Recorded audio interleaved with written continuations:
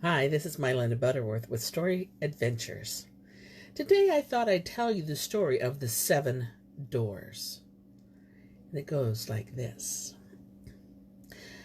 I was coming home after a long trip, driving. It was really very, very dark. And it seemed that there was no moon, and the sky was filled with clouds.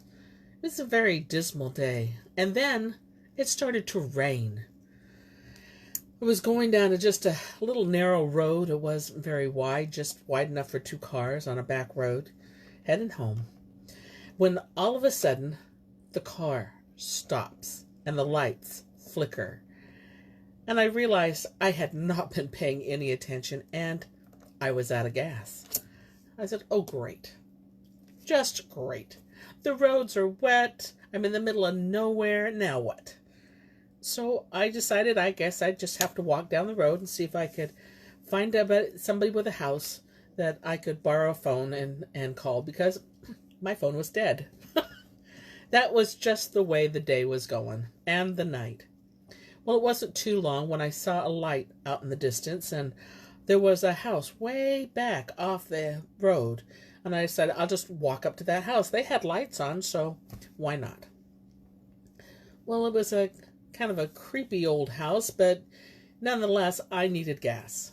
So I knocked on the door, and when the door opened, there was a little old man standing there, and he said, what do you want? And I said, well, I've run out of gas up the road. Do you happen to have any gas or a gas can that I could borrow? He said, yes, I have gas, and I can let you have some, but you need to do something for me. I thought, sure, I'm more than happy to do something for him. So he said, I need for you to go down this hallway, and you're going to find 7 doors.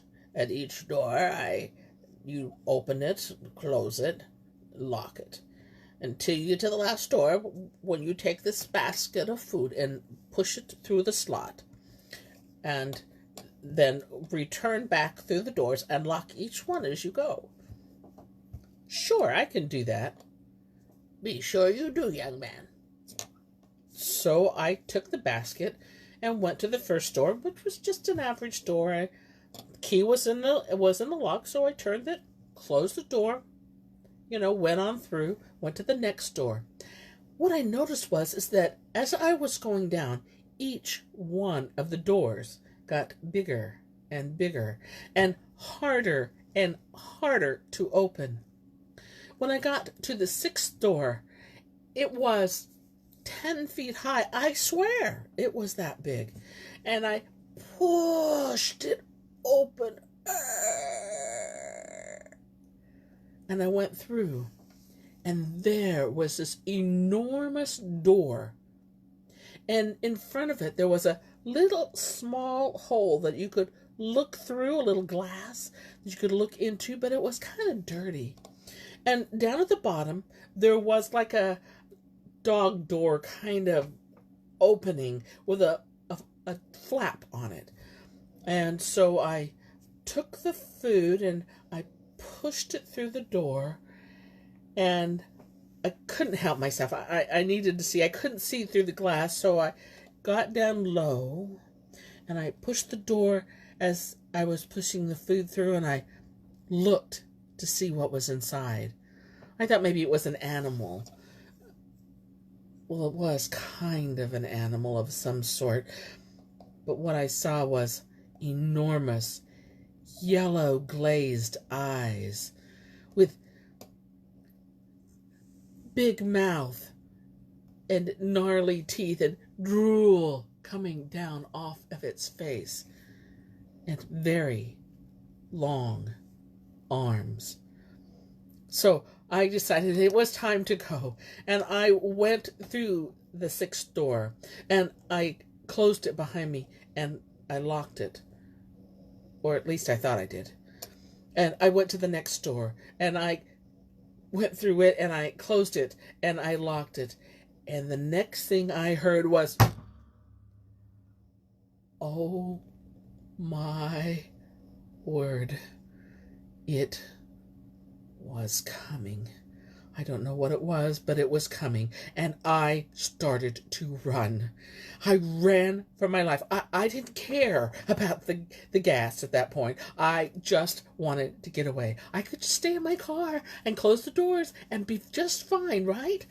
So I ran through till I got through the last door, trying to close the door as I went behind me, but I kept hearing each door coming down right behind me, and I kept running. And I kept running, and I got to the front door, and I slung the door open, and I ran as quick as I could. But all of a sudden, I came to the gate. It was a big gate. It was a really tall gate, and it wouldn't open. It was like it was trying to keep me inside. I was terrified, so I started to climb the gate, as up and up and up, till I got to the top, and I jumped over the side. And all of a sudden, I was caught. I said, I'm going to die. And I looked. I was just caught on the top of the fence. So I loosened myself the best I could and started to run back towards my car. I only glanced back for a minute, but I saw it coming. It was huge. I don't know what it was, but its eyes just glared at me, and I kept running. Before long, I noticed that it had swung open that front gate like it was nothing, and it was coming for me. I got into my car. I closed the doors. I made sure the windows were up and the doors were locked. And I slunk down as far into the car on the seat as I could, in hopes that it would not see me. The next thing I knew, it was in front of my windshield. Its hot breath was fogging everything up so I couldn't see it. I heard gurgling in its throat, and all of a sudden it smashed open the front window, and its hand started to come through the window, and I knew I was dead. And all of a sudden it got next to me, and it went, "Tag, you're it." And that is the end of my tale. I hope you enjoyed it.